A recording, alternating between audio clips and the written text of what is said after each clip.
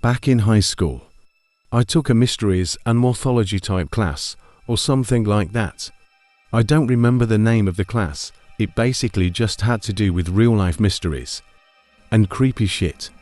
I was into that kind of stuff, was taking the class with a good friend who I'll call Ben for this story.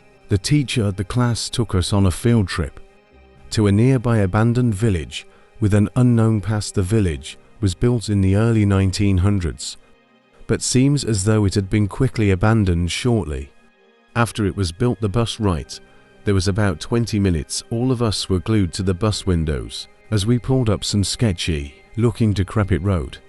Cutting through dense forests, the road eventually led to a clearing. We were there. We stepped out onto the road, which had grass growing through the cracks.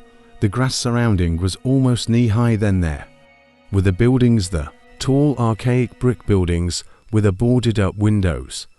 All gave off such chilling vibes. The teacher lined all 20 of us up, counted heads, and then began leading the way. The point of this little field trip was to use the so-called skills that we learned in class to see if we could put anything together about why the village may have been abandoned so long ago. Some of the buildings had holes in the walls to serve as entryways. There were even holes in the ground next to some of the buildings, seemingly dug to get into the basements of some of the buildings, which seemed creepy. There was one building, though it stood taller than any of the others. It just intrigued me the most. While the teacher was leading the group towards the village church, Ben and I decided to sneak off on our own to look for anything interesting. When we walked off in the direction of the tallest building, we saw a hole in the ground. It was dug by the back door of the building, which had been sealed off. In the hole was a ladder which led down to the concrete floor below.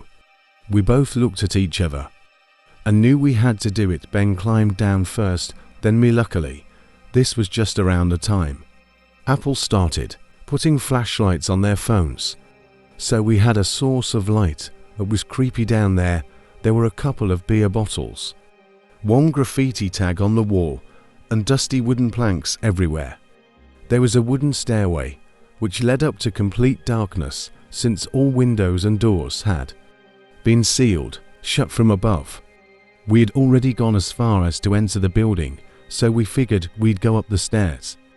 I went first, and with each step the creepiness of the 100-year-old wood made me feel as if I was going to fall through each and every step. Ben followed soon. This floor of the building was very tight. It seemed like there were many openings going off into different smaller rooms.